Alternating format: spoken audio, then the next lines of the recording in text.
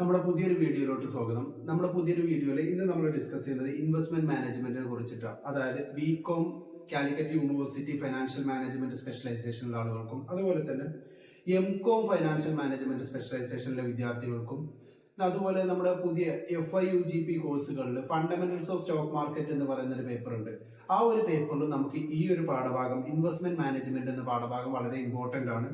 അപ്പോൾ ഇതിൽ കാര്യമായിട്ട് പറയുന്നത് നമ്മുടെ ഇൻവെസ്റ്റ്മെന്റുകളെ കുറിച്ചിട്ട്, അതുപോലെ തന്നെ ഇൻവെസ്റ്റ്മെന്റുകളെ കുറിച്ചിട്ടും അതുപോലെ സ്റ്റോക്ക് മാർക്കറ്റ്, സ്റ്റോക്ക് ട്രേഡിങ്ങിനെ കുറിച്ചിട്ടൊക്കെയാണ് ഈ ഒരു പേപ്പർ ഡിസ്കസ് ചെയ്യുന്നത്. അതുപോലെ ഓരോ വ്യക്തിക്കും ഇന്ത്യയിൽ അവൈലബിൾ ആയിട്ടുള്ള ഇൻവെസ്റ്റ്മെന്റ് അവന്യൂസ് ഏതൊക്കെ എന്നുള്ളതാണ് ഡിസ്കസ് ചെയ്യുന്നത്.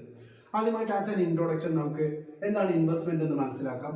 ഇൻവെസ്റ്റ്മെന്റ് എന്ന് പറയുന്നത് ഇതിന്റെ ഏറ്റവും ചെറിയ രൂപം എന്ന് പറയുന്നത് sacrificing something now for gaining something later. നമ്മുടെ കയ്യിലുള്ള കാര്യങ്ങൾ ഇന്ന് നമ്മൾ സാക്രിഫൈസ് ചെയ്യുക, ഇന്ന് അതിന്റെ ആവശ്യം മാറ്റി വെച്ച് നമ്മൾ ആ എമൗണ്ട് എവിടെയെങ്കിലും പോയി ഇൻവെസ്റ്റ് ചെയ്യുക.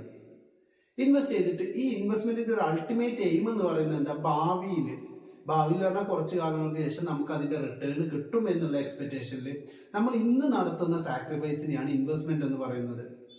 അതിൽ ഇപ്പൊ നമ്മളൊരു വ്യക്തി ഒരുപാട് കാര്യങ്ങളിൽ നമ്മൾ സമയം ഇന്ന് ചെലവാക്കുന്നുണ്ട്, നാളെ ഇതിന്റെ ബെനിഫിറ്റ് കിട്ടുമെന്ന് എക്സ്പെക്ട് ചെയ്തിട്ട്. അപ്പൊ ഇത്തരത്തിലുള്ള കാര്യങ്ങളെ നമ്മൾ എന്തായിട്ട് കണക്കാക്കാറുണ്ട്, ഇൻവെസ്റ്റ്മെന്റ് ആയിട്ട് കണക്കാക്കാറുണ്ട്. പക്ഷെ ഇത്തരത്തിലുള്ള കാര്യങ്ങളെ നമ്മൾ ഫൈനാൻഷ്യൽ ഇൻവെസ്റ്റ്മെന്റ് ആയിട്ട് കണക്കാക്കുന്നില്ല. ഇന്ന് നമ്മൾ പഠനത്തിൽ ഒരുപാട് സമയം നമ്മൾ ചെലവാക്കുന്നുണ്ട്, നാളെ നമുക്ക് ഇതിന്റെ ഒരു ബെനിഫിറ്റ് കിട്ടുമെന്ന് വിചാരിച്ചുകൊണ്ട് ഇതും ഒരു തരത്തിലുള്ള ഇൻവെസ്റ്റ്മെന്റ്. പക്ഷെ ഇതൊരിക്കലും ഒരു ഫൈനാൻഷ്യൽ ഇൻവെസ്റ്റ്മെന്റ് ആയിട്ട് നമുക്ക് എന്ത് ചെയ്യാൻ പറ്റില്ല, കണക്കാക്കാൻ കഴിയില്ല. ഇൻവെസ്റ്റ്മെന്റിന്റെ മീനിങ്ങിൽ പറയുന്നുണ്ട്, investment is an act of allocating resources, typically money, with the expectation of generating future income, profit or growth. നമ്മുടെ കയ്യിലുള്ള, നമ്മുടെ ഹാർഡ് ഏൺഡ് ആയിട്ടുള്ള, നമ്മൾ കഷ്ടപ്പെട്ട് അധ്വാനിച്ചെടുത്തിട്ടുള്ള റിസോഴ്സ് എന്നുകൊണ്ട് ഉദ്ദേശിക്കുന്നത് ഇവിടെ പണത്തിനെയാണ്. പണം നമ്മൾ എവിടെയെങ്കിലും നിക്ഷേപിക്കുന്നു. ആ നിക്ഷേപത്തിന്റെ ഉദ്ദേശം എന്ന് പറയുന്നത് ഭാവിയിൽ ഒരു ഇൻകം ജനറേറ്റ് ചെയ്യുക, അതല്ലെങ്കിൽ ഒരു പ്രോഫിറ്റ് ജനറേറ്റ് ചെയ്യുക, അതല്ലെങ്കിൽ ഗ്രോത്ത് എന്ന് പറഞ്ഞു കഴിഞ്ഞാൽ നമ്മൾ ഇന്ന് ഇൻവെസ്റ്റ് ചെയ്ത എമൗണ്ട് നാളെ ഇതിന്റെ 50% വളരുക, അല്ലെങ്കിൽ 10-20% ഒക്കെ വളരുക എന്നുള്ള ഉദ്ദേശത്തിൽ നമ്മൾ ഇന്ന് നടത്തുന്ന സാക്രിഫൈസുകളെയാണ്. കാരണം ഇതിനെ സാക്രിഫൈസ് എന്ന് വിളിക്കാനുള്ള കാരണം, നമ്മൾക്ക് ഇന്ന് ഈ പണം നമുക്ക് മറ്റു പല ആവശ്യങ്ങൾക്കും വേണ്ടി ഉപയോഗിക്കാമായിരുന്നു. പക്ഷെ നമ്മൾ അത് ഉപയോഗിക്കാതെ നാളെയുടെ ഒരു ബെനിഫിറ്റിന് വേണ്ടിയിട്ട് എന്ത് ചെയ്യാണ്, ഈ പണം നമ്മൾ മാറ്റി വെക്കുകയാണ്. അതുകൊണ്ടാണ് sacrificing something now and for the purpose of gaining something later എന്ന് പറയുന്ന ഒരു മീനിങ് ഇൻവെസ്റ്റ്മെന്റിന് കിട്ടുന്നത്. ഇനി ഏതൊരു വ്യക്തിയും ഇൻവെസ്റ്റ്മെന്റ് ചെയ്യുന്നതിന് പിന്നിലുള്ള ഉദ്ദേശത്തിനെയാണ് ഇൻവെസ്റ്റ്മെന്റ് ഒബ്ജക്റ്റീവ്സ് എന്ന് പറയുന്നത്. ഇതില് പ്രധാനമായിട്ടും നമ്മൾ ആദ്യം ഡിസ്കസ് ചെയ്യുന്നത് ഇൻവെസ്റ്റ്മെന്റ് ഒബ്ജക്റ്റീവ്സിലെ ഒന്നാമത്തെ പോയിന്റ് ആയിട്ടുള്ള റെഗുലർ ഇൻകം ആണ്. ഏതൊരു വ്യക്തിയും ഇൻവെസ്റ്റ്മെന്റ് ചെയ്യുന്നത് ഒന്നുകിൽ അദ്ദേഹത്തിന് റെഗുലർ ആയിട്ട് എന്ന് പറയുമ്പോൾ നിങ്ങൾ മനസ്സിലാക്കണം, അത് മന്ത്ലി ആവാം, ആനുവലി ആവാം. കൃത്യമായിട്ട് അദ്ദേഹം നിക്ഷേപിച്ച എമൗണ്ടിന് ആ നിക്ഷേപിച്ച സ്ഥലത്ത് നിന്നും, അതായത് ഏത് സോഴ്സിലാണോ അദ്ദേഹം നിക്ഷേപിച്ചത്, ഏത് ഇൻവെസ്റ്റ്മെന്റ് അവന്യൂലാണോ അദ്ദേഹം നിക്ഷേപിച്ചത്, ആ നിക്ഷേപിച്ച അവന്യൂവിൽ നിന്നും കൃത്യമായിട്ട് അദ്ദേഹത്തിന് എന്ത് വേണം, വരുമാനം കിട്ടിക്കൊണ്ടേ നിൽക്കണം. ഇവിടെ ഇദ്ദേഹം എക്സ്പെക്ട് ചെയ്യുന്നത് റെഗുലർ ആയിട്ട് ഇൻകം കിട്ടുന്നത്. അപ്പൊ ഇദ്ദേഹത്തിന് ഇത്തരത്തിലുള്ള സ്കീമുകളാണ് എന്ത് ചെയ്യേണ്ടത്, ഇൻവെസ്റ്റ്മെന്റിൽ പരിഗണിക്കേണ്ടത്.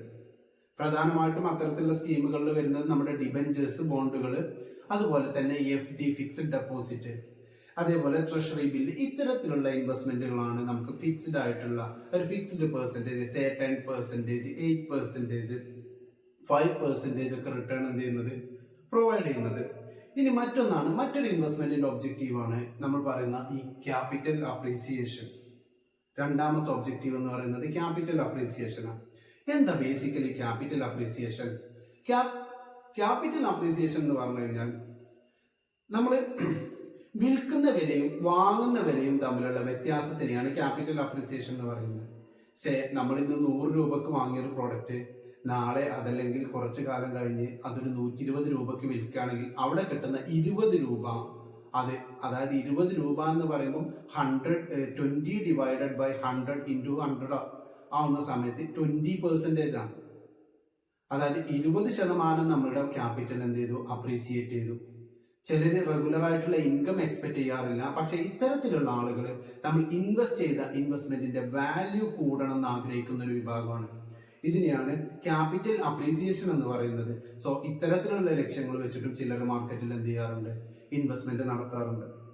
ഇനി മറ്റൊന്ന് പറയുന്നത് സേഫ്റ്റി ആൻഡ് ക്യാപിറ്റൽ പ്രിസർവേഷൻ. ചില ആളുകൾക്ക് മുകളിലുള്ള 2 ഒബ്ജക്റ്റീവും ആയിക്കൊള്ളണമെന്നില്ല. റെഗുലർ ആയിട്ട് ഇൻകം കിട്ടണം എന്നുള്ള ആഗ്രഹം ഉണ്ടാവില്ല, അതല്ലെങ്കിൽ ക്യാപിറ്റൽ വലിയ രീതിയിൽ അപ്രീസിയേറ്റ് ചെയ്തിട്ട് നാളെ ഇത് 10 ടൈംസ് 20 ടൈംസ് 30 ടൈംസിലോട്ട് ആയി ഇതൊരു നല്ലൊരു ക്യാപിറ്റൽ കോപ്സ് ആയിട്ട് മാറണം എന്നുള്ള ഒരു ആഗ്രഹം ഒന്നും ഉണ്ടാവില്ല. പക്ഷെ ഇവർക്ക് ഇവരുടെ മുതല് ഇവരുടെ കയ്യിലുള്ള ഒരു ലംസം എമൗണ്ട് കുറച്ച് കാലത്തോട്ട് സംരക്ഷിക്കേണ്ടി വരും. അതിന് പറ്റുന്ന ഒരു റിസ്ക് അധികം ഇല്ലാത്ത ഇൻവെസ്റ്റ്മെന്റ് ആയിരിക്കും ഇത്തരത്തിലുള്ള ആളുകൾ തിരഞ്ഞെടുക്കല്. അപ്പോൾ ഇതും ഇൻവെസ്റ്റ്മെന്റ് ഒബ്ജക്റ്റീവായിട്ട് നമുക്ക് കണക്കാക്കാം. നമ്മുടെ കയ്യിലുള്ള എമൗണ്ട് സേഫ് ആയിട്ട് നമ്മുടെ ഒരു സുരക്ഷിതമായിട്ടുള്ള സ്ഥലത്ത് നിക്ഷേപിച്ചു വെക്കുന്നതാണ് capital preservation, safety and capital preservation എന്നുള്ള പോയിന്റിലൂടെ ഉദ്ദേശിക്കുന്നത്. ഇതിന് വേണമെങ്കിൽ നമുക്ക് ഫിക്സഡ് ഡെപ്പോസിറ്റ് ഗണത്തിൽ ഉൾപ്പെടുത്താം, പോസ്റ്റ് ഓഫീസ് ഡെപ്പോസിറ്റുകൾ ഇതിൽ ഉൾപ്പെടുത്താം. ഇതൊക്കെ എന്തിനുദാഹരണമാണ്? നമ്മുടെ ഇൻവെസ്റ്റ്മെന്റ് കൃത്യമായിട്ട് ഇവിടെ നമുക്ക് വലിയ റിസ്ക് വരുന്നില്ല. അതേപോലെ തന്നെ ട്രഷറി ബിൽ ഇൻവെസ്റ്റ്മെന്റുകൾ, ഇതിലൊന്നും നമുക്ക് ബാങ്കുകളാണ് കൂടുതലായിട്ടും ട്രഷറി ബിൽസുകൾ ബോറോ ചെയ്യുന്നത്. ഇതിലൊന്നും കൂടുതലായിട്ട് നമുക്ക് എന്ത് വരുന്നില്ല, റിസ്കുകൾ വരുന്നില്ല എന്നുള്ളത് കൊണ്ടാണ് ഇതിന് സേഫ്റ്റി ആൻഡ് ക്യാപിറ്റൽ പ്രിസർവേഷൻ. കാരണം ഇത് കുറച്ചുകൂടെ ഏജ്ഡ് ആയിട്ടുള്ള ആളുകൾക്കാണ് നല്ലത്. അത് പറയാനുള്ള റീസണ്, മുൻപ് കാലിക്കറ്റ് യൂണിവേഴ്സിറ്റിയുടെ ഒരു ക്വസ്റ്റ്യൻ പേപ്പറിൽ നമ്മൾ കണ്ടിട്ടുണ്ട്. 2 പേരുടെ ഏജ് തന്നിട്ട് ഇവർക്ക് സ്യൂട്ടബിൾ ആയിട്ടുള്ള ഇൻവെസ്റ്റ്മെന്റ് ഏതാണെന്ന് കമന്റ് ചെയ്യാൻ വേണ്ടിയിട്ട് പറഞ്ഞിട്ടുണ്ട്. അവിടെ ഏജിൽ നിന്ന് നമ്മൾ മനസ്സിലാക്കേണ്ടത് ഈ 2 വ്യക്തികൾക്ക് ഇനി എത്ര കാലം അവരുടെ ലൈഫ് എക്സ്പെക്ടൻസി ഉണ്ട്. അപ്പോൾ അതിന് പറ്റുന്ന ഇൻവെസ്റ്റ്മെന്റ് ആയിരിക്കണം നമ്മൾ എന്ത് ചെയ്യേണ്ടത്, ഇത്തരത്തിലുള്ള ആളുകൾക്ക് സജസ്റ്റ് ചെയ്യേണ്ടത്. അപ്പോൾ കുറച്ചുകൂടെ ഏജ്ഡ് ആയിട്ടുള്ള ആളുകൾക്ക് അവർക്ക് റിസ്ക് എടുക്കാൻ പറ്റുന്ന കപ്പാസിറ്റി കുറവാണ്. കാരണം നമ്മൾക്ക് അവർ കൂടുതലായിട്ടും ഡെറ്റ് സോഴ്സുകൾ, ഫിക്സ്ഡ് ഇൻകം കിട്ടുന്ന സോഴ്സുകൾ എന്ത് ചെയ്യണം, ഡിപ്പെൻഡ് ചെയ്യണം. അതായത് ഹൈലി വോളട്ടൈൽ ആയിട്ടുള്ള അതല്ലെങ്കിൽ കമ്പാരിറ്റീവ്ലി കൂടുതൽ വോളട്ടൈൽ ആയിട്ടുള്ള സ്റ്റോക്ക് മാർക്കറ്റ് ഇൻവെസ്റ്റ്മെന്റുകൾ ഇത്തരത്തിലുള്ള ഏജ്ഡ് ആയിട്ടുള്ള ആളുകൾ പ്രിഫർ ചെയ്യുന്നത് നല്ലതല്ല എന്നാണ് പറയുന്നത്. കാരണം നമുക്കിപ്പോൾ ഒരു 70 വയസ്സായി കഴിഞ്ഞാൽ നമ്മുടെ ഇൻകത്തിന്റെ ഒരു 70-80% നമ്മൾ ഫിക്സ്ഡ് ഇൻകം, അതായത് സേഫ് ആയിട്ടുള്ള ഇൻവെസ്റ്റ്മെന്റുകളും വെറും 30% മാത്രമേ നമുക്ക് എന്തിലോട്ട് മാറ്റി വെക്കാൻ പാടുള്ളൂ. ഒരു റഫ്ലി പറയാണ് 30% മാത്രമേ ഇക്വിറ്റിയിലോട്ട് മാറ്റി വെക്കാൻ പാടുള്ളൂ. കാരണം ഇക്വിറ്റി നമുക്കറിയാം ഹൈലി വോളട്ടൈൽ ആണ് ഷെയർ മാർക്കറ്റിൽ ഇൻവെസ്റ്റ്മെന്റ്. സോ സേഫ്റ്റി ഒരു ക്യാപിറ്റൽ പ്രിസർവേഷൻ. മറ്റൊന്നാണ് ഇൻവെസ്റ്റ്മെന്റിന്റെ ഒബ്ജക്റ്റീവായിട്ട് കണക്കാക്കുന്നത് ലിക്വിഡിറ്റി. എന്താ ലിക്വിഡിറ്റി?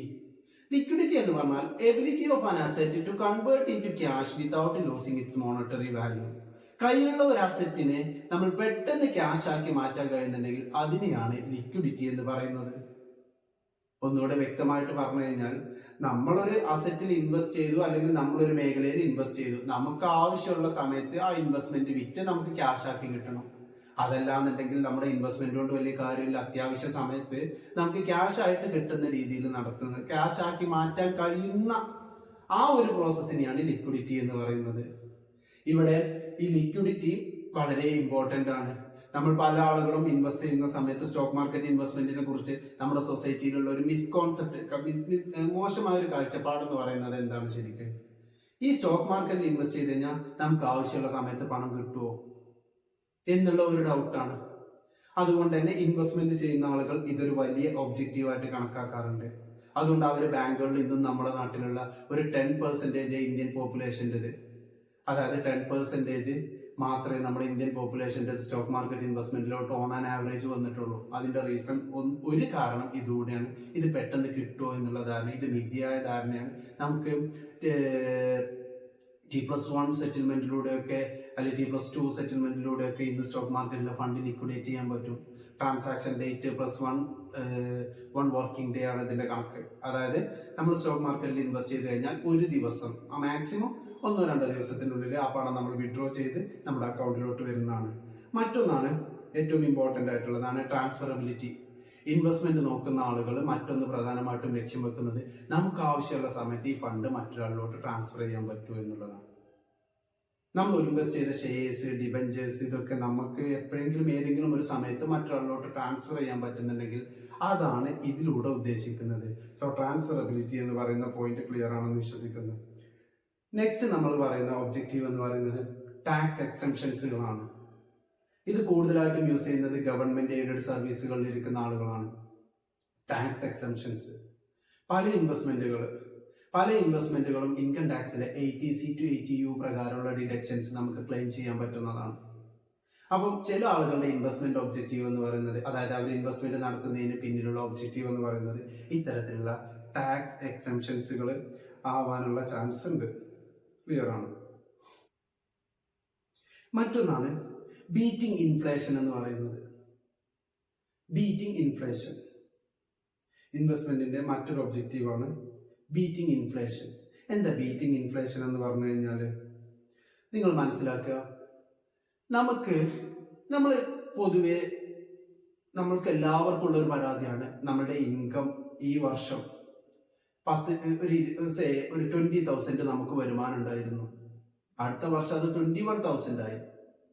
പക്ഷേങ്കിൽ ഈ 21,000 കഴിഞ്ഞ വർഷത്തെ പോലെ നമുക്ക് സാലറി ഒരു 1000 രൂപ കൂടിയിട്ട് പോലും, അല്ലെങ്കിൽ ഒരു 1500 രൂപ കൂടിയിട്ട് പോലും നമ്മളുടെ എക്സ്പെൻസുകൾ നമുക്ക് മീറ്റ് ചെയ്യാൻ കഴിയുന്നില്ല എന്ന് പറയുന്നത്, അവിടെയാണ് ഈ ഇൻഫ്ലേഷന്റെ റോൾ വരുന്നത്. On an average consumer inflation ഇന്ത്യയിൽ വരുന്നത് 6 to 8% വരുന്നുണ്ട്.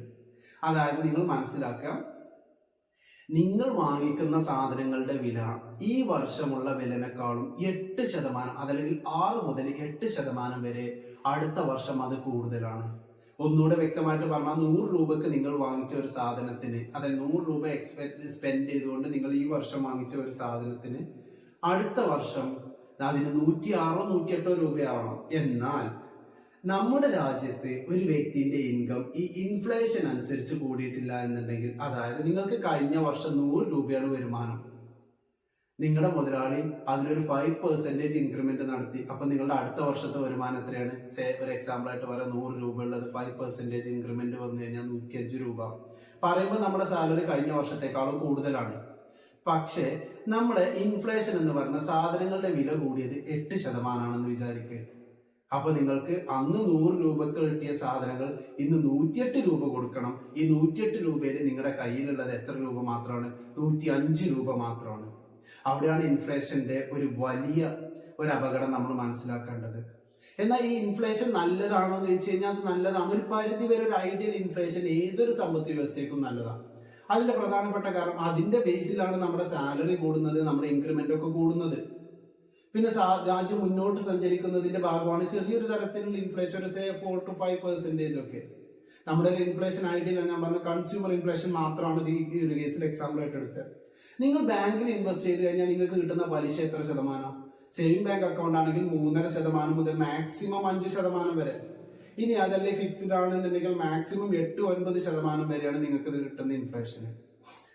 നിങ്ങളൊരു കാര്യം മനസ്സിലാക്കണം, രാജ്യത്തെ പണപ്പെരുപ്പം ഇൻഫ്ലേഷൻ എന്ന് പറയുന്നത് 6-7-8% ഉണ്ടെങ്കിൽ നിങ്ങൾക്ക് കിട്ടുന്ന പലിശ, നിങ്ങൾക്ക് കിട്ടുന്ന ഇൻവെസ്റ്റ്മെന്റിൽ നിന്ന് കിട്ടുന്ന റിട്ടേൺ മിനിമം എത്ര ശതമാനെങ്കിലും വേണം? ഈ ഇൻഫ്ലേഷനെങ്കിലും വേണം.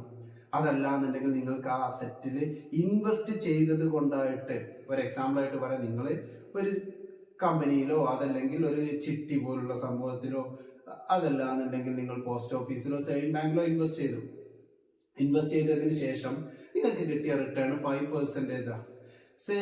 രാജ്യത്തെ ഇൻഫ്ലേഷൻ എന്ന് പറയുന്നത് ഒരു 8% എന്ന് വിചാരിക്കുക.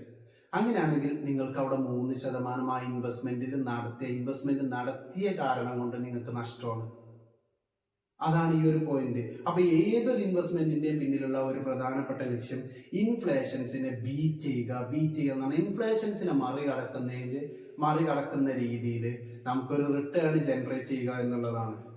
മറ്റൊരു ഇൻവെസ്റ്റ്മെന്റിന്റെ ഒബ്ജക്റ്റീവായിട്ട് നമ്മൾ കണക്കാക്കുന്നത് റിട്ടയർമെന്റ് പ്ലാനിങ് ആണ്. നമ്മൾ കൂടുതൽ ആളുകൾ ഇന്ന് ആ ഒരു ട്രെൻഡ് കുറഞ്ഞു വരുന്നുണ്ട്. ഗവൺമെന്റ് സർവീസുകൾ ഓപ്റ്റ് ചെയ്യുന്ന ആളുകളായിരുന്നു. അതിന്റെ പ്രധാനപ്പെട്ട റീസണ് അവരുടെ റിട്ടയർമെന്റ് ബെനിഫിറ്റുകളായിരുന്നു. കാരണം നമ്മൾ ഇന്ന് ആരോഗ്യമുള്ള സമയത്തുള്ളതിനേക്കാളും നമ്മൾ കൺസേൺ ആവുന്നത് നമ്മുടെ റിട്ടയർമെന്റ് ഏജിന് ശേഷമുള്ള പീരീഡിനെ കുറിച്ചിട്ടാണ്. അപ്പൊ ആ ഒരു സമയത്ത് നമുക്കൊരു കൃത്യമായിട്ടുള്ള ഇൻകം വേണം, അതല്ലെങ്കിൽ ആ ഒരു സമയത്ത് നമ്മൾ വരുമാനമുള്ള ആളുകളായിരിക്കണം എന്നുള്ളതിന്റെ ബേസിലാണ് നമ്മൾ പെൻഷൻ സ്കീമിന് ഓപ്റ്റ് ചെയ്തുകൊണ്ട് ഗവൺമെന്റ് സർവീസിനെ കൂടുതലായിട്ട് ഡിപ്പെൻഡ് ചെയ്തിരുന്നത്. അപ്പോൾ നാഷണൽ പെൻഷൻ സ്കീമുകൾ പോലുള്ള സ്കീമുകളൊക്കെ ഇന്ന് ഏതൊരു വ്യക്തികൾക്കും ഇന്ന് കോൺട്രിബ്യൂട്ടറി പെൻഷൻ സ്കീമുകളൊക്കെ ഇന്ന് എല്ലാവർക്കും ഉണ്ട്. അപ്പോൾ നിങ്ങൾ മനസ്സിലാക്കുക, ഇൻവെസ്റ്റ്മെന്റിന് പിന്നിലുള്ള ഒരു ഒബ്ജക്റ്റീവ് ചിലപ്പോൾ അവരുടെ റിട്ടയർമെന്റ് ഏജ് ഒരു ഇത്ര വർഷം ഇൻവെസ്റ്റ് ചെയ്യുക, ആ സമയമാകുമ്പോഴേക്കും അവരുടെ റിട്ടയർമെന്റ് ആവും. റിട്ടയർമെന്റ് ആയി കഴിഞ്ഞാൽ അത് കിട്ടുന്ന ഒരു കോർപ്പസ് വലിയൊരു എമൗണ്ട് നമുക്ക് ശിഷ്ടകാല ജീവിതം സുഖകരമായിട്ട് ജീവിക്കുന്നതിന് വേണ്ടിയിട്ട് യൂസ് ചെയ്യാം എന്നുള്ള ഒരു ഉദ്ദേശത്തിലും ഇത് വരാറുണ്ട്. So retirement planning. മറ്റൊന്ന് പറയുന്നത് റിസ്ക് ഡൈവേഴ്സിഫിക്കേഷൻ ആണ്.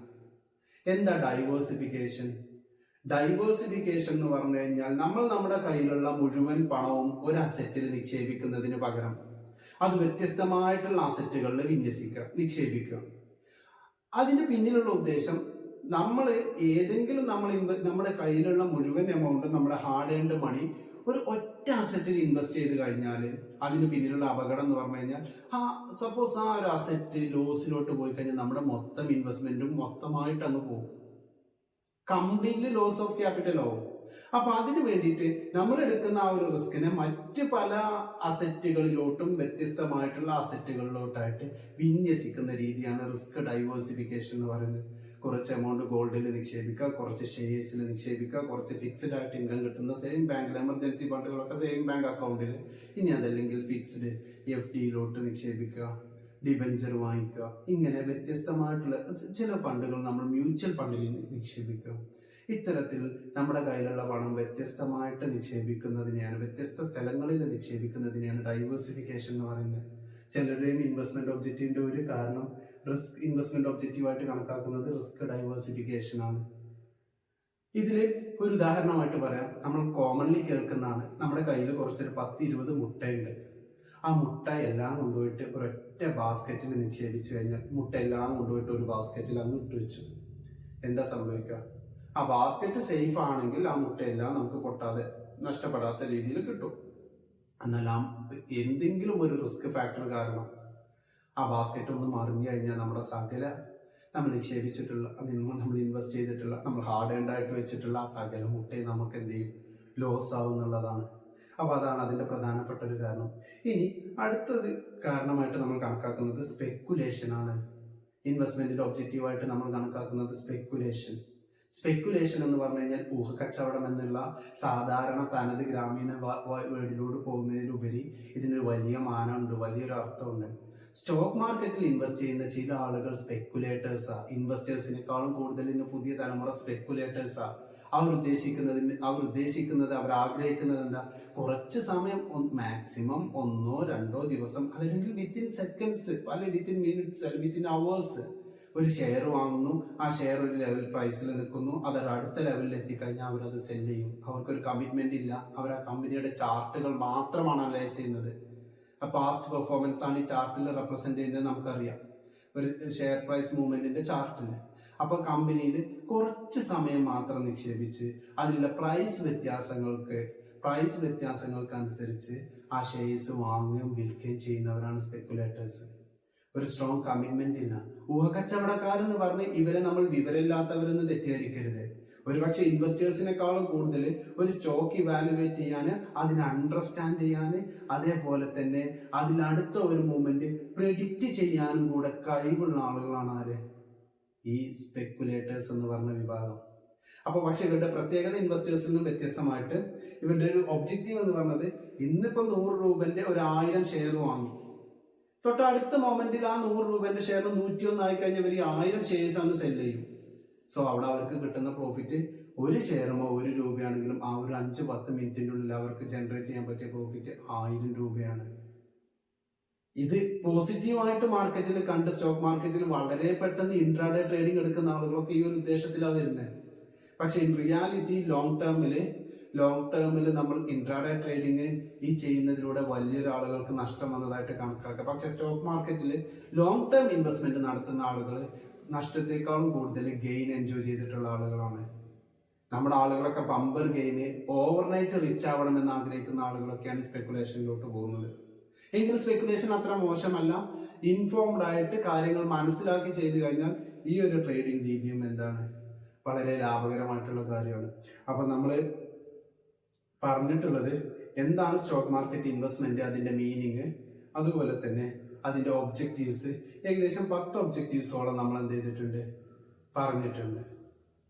സോ ഇത്രയാണ് നമുക്ക് ഇൻവെസ്റ്റ്മെന്റ് ഒബ്ജക്റ്റീവ് എന്നുള്ള ആ ഒരു ഏരിയയിൽ നമുക്ക് ഡിസ്കസ് ചെയ്യാനുള്ള പോയിന്റ്സ്. ഏകദേശം 10 പോയിന്റ്സോളം നമ്മൾ എന്ത് ചെയ്തിട്ടുണ്ട് ഇതിൽ ഈ ഒരു മേഖലയിൽ ഡിസ്കസ് ചെയ്തിട്ടുണ്ട്.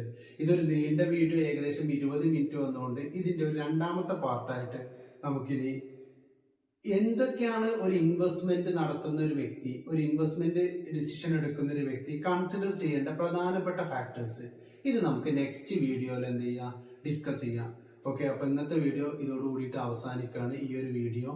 നെക്സ്റ്റ് വീഡിയോയിൽ നമുക്ക് ഫാക്ടേഴ്സ് ഇൻഫ്ലുവൻസിങ് ഇൻവെസ്റ്റ്മെന്റ് ഡിസിഷൻ എന്നുള്ള ഒരു മേഖല, ഇതിലും ഏകദേശം നമുക്ക് 10ഓളം പോയിന്റ്സ് ഡിസ്കസ് ചെയ്യാനുണ്ട്. അത് നെക്സ്റ്റ് വീഡിയോയിലായിട്ട് നമുക്ക് ഡിസ്കസ് ചെയ്യാം. Okay, thank you.